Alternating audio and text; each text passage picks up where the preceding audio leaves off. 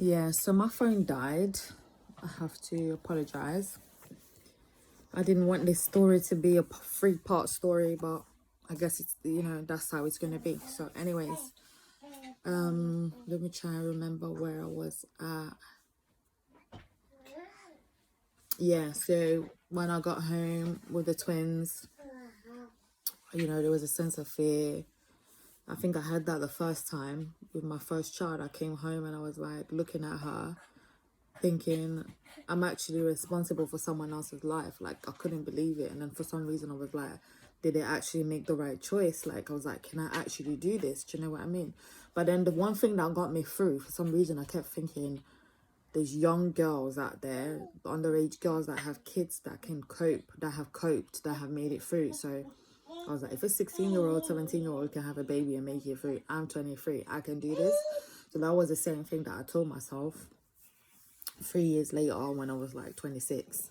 And I had the twins, so I was like, 26 going to 27. So I was like, I can do this, right?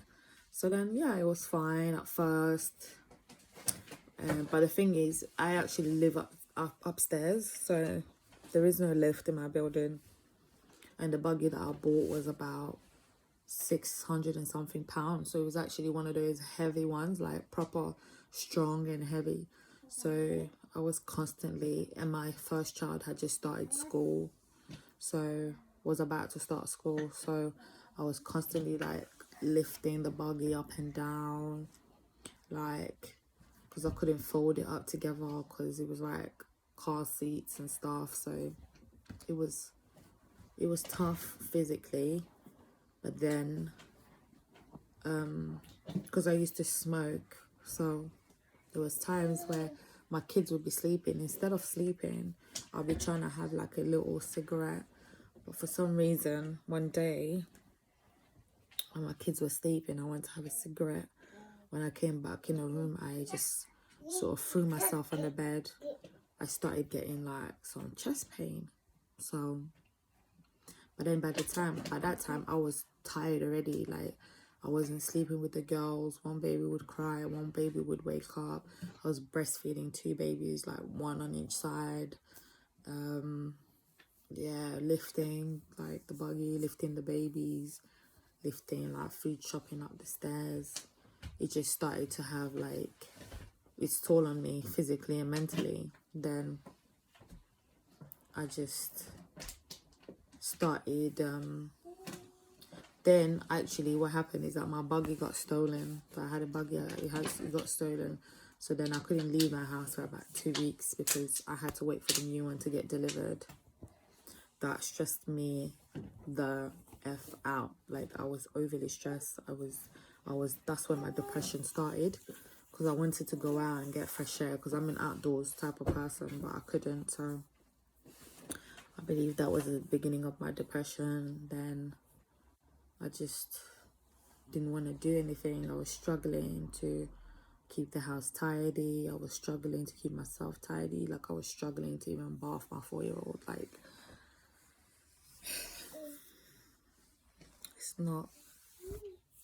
it's not an easy subject. Like, I feel really bad now, like reminiscing about all the things I couldn't do for my kids because I wasn't well. And the thing is, in the country that I live in, I have no family.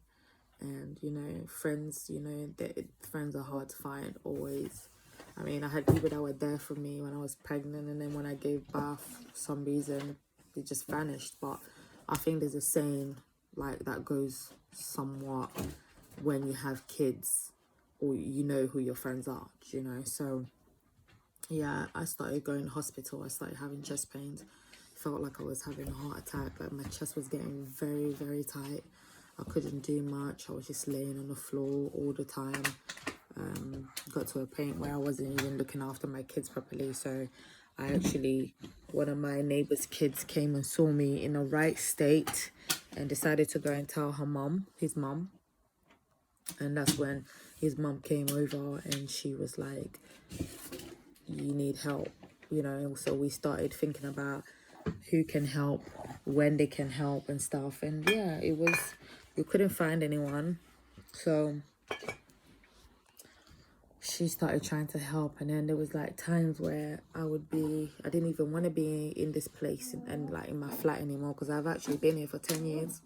So I started, you know, wanting to just leave the house without my kids, you know. But I'm someone, like, I grew up without a mum, so for me to want to do that, it's not something that I, you know, wholeheartedly really wanted to do. That's when I knew, because I'm usually so strong and I'm full of love, you know, that would have never crossed my mind to do, like, if I was in the right state of mind. I didn't do it either, but I was thinking to. So when those thoughts crossed my mind, I would call my neighbor and she would come over and talk to me and pray with me and stuff. And yeah, so then I wasn't getting any better. I've actually been to the hospital about 50 times since I had the twins. So I had to move in with my neighbor for a little bit, and she helped me look after the twins. And I started to get a bit better. Then, yeah, I came back home, and one of my other neighbors, Turkish lady, actually came over and started tidying up my place, you know, helping out. To be honest, like, all the help came from the people that I did not expect it from. Mind you as well, that same Turkish lady was helping me at the beginning when I started to struggle. She would take the kids in the morning so I could get a couple of hours of sleep. And yeah, I mean, it's been a year now. The twins are a year. Been to the hospital, by the way, like I said, 50 times. The doctors can't seem to find what is wrong with me. Like, I still get chest pains. I find it hard to sleep at night. I gave up smoking, by the way, like a year ago. Still struggle to sleep at night. Mentally, I'm getting better, much better. Like, I thank God. I'm much closer. I believe in God. I'm a Christian. I'm much closer to God now than I've ever been before in my entire life. I believe that he got me through, and I believe that he will see me through, even though I still have chest pains. But trust me, out of 10, it's like a 3 now. So yeah, thank God. I thank God that I could see my babies. You know, I could be here to celebrate my first child's 5th birthday with her, and to see the twins turn 1. But yeah, well, I'm still, you know, slightly suffering, still in pain.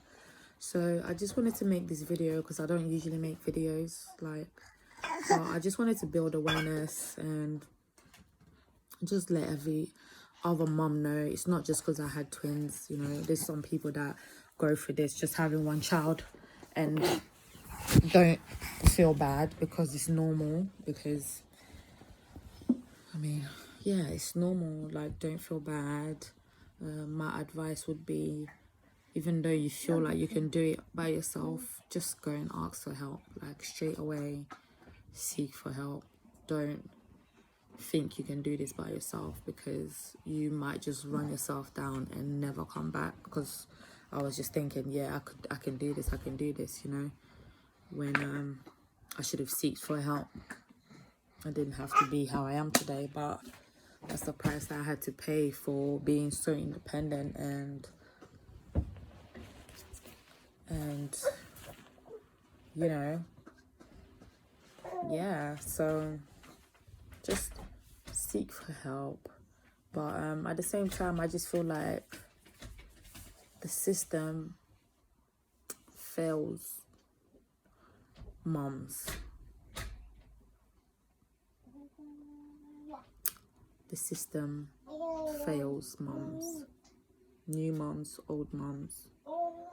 You know, because I didn't have it the first time. Just because you don't have it the first time, second time doesn't mean that you won't go through it the 3rd, 4th, or 5th time. Do you know what I mean? Like, I just feel like there's nothing actually set up for mums, you know, to get help with coping, you know. Plus, I live in a 1-bed flat with like 3 kids, so that affected me as well mentally. coming up and down the stairs. I tried to see if I could get help, like moving out, but no one cares. Nobody wants to listen.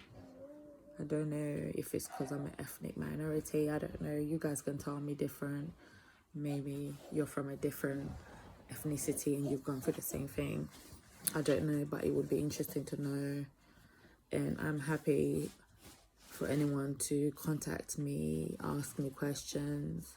I'm happy to support. Like, if I have to come over to your house and look after your baby while she's sleeping, I'm that kind of person. Like, I would do that because I would hate to see another fellow woman like going through what I went through, because it's literally the worst experience in my life, and I never thought that I would go for that. But I feel like it's always the ones that think that they won't go through it that it happens to. So yeah, just seek help. But if you don't have any help, you can always contact me. And yeah, like I said, I'm happy to support. But I'm really, really disappointed with the lack of help that there is in this country, because I have a lot of family members that live in France, and they've told me they were actually encouraging me to have my kids there, but because I didn't want the kids' dad to miss out on seeing his kids come, being born, because I thought he wanted that experience, I decided to come here. But over there, they actually give you help from the time that you get home if you have one baby or two babies or three babies. So you like get someone that comes home with you to like give you help, because I've actually felt like killing myself so many times. But when I think about my kids and them not having a mother, because I grew up here without my family, I know what it's like not to have a mom. So when I just think about my kids,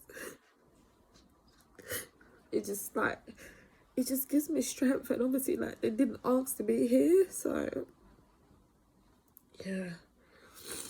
If you're going through this, just know that I'm here for you, even if no one is, because I didn't know. I mean, I didn't have anyone there. Like, I didn't know that people cared enough to help me through this, and the people that I expected to help me called me a drama queen. They said that I was like exaggerating, because usually, like, I'm a strong person. I don't complain and I don't like to bother people with my issues, so everyone just thought, yeah, I was okay and stuff, and I literally almost died in silence. So I didn't even know like it was this hard, like, and stressful having kids. It's not something you can read about, really. Like, no one said anything to me, so I literally just went through this by myself. But like I said, I would hate to see another woman go through what I went through. So yeah, like, I'm still in recovery, and I pray every day that I get better. But yeah, that is my story, and I just want to encourage all the mums out there that are suffering not to give up, because your kids need you. Like, no one can love your kids like you do. No one. So just look at your kids and try to get some strength from that, and just know that there's a better day. Like, just know that someone out there has been through worse, and some of us have been through the same things, and we've made it. So just try and see the positive. Try and see the light at the end of the tunnel, and just know that it will end one day, and you will be okay. But after this experience, I've been so damaged physically and mentally that I don't ever want to have any more kids. Like, but yeah, so that's my story, and yeah, I wish you all the best. God bless you all. Take care. I don't know if I'll make another video, but if I do, I'll catch you on the next one. Bye.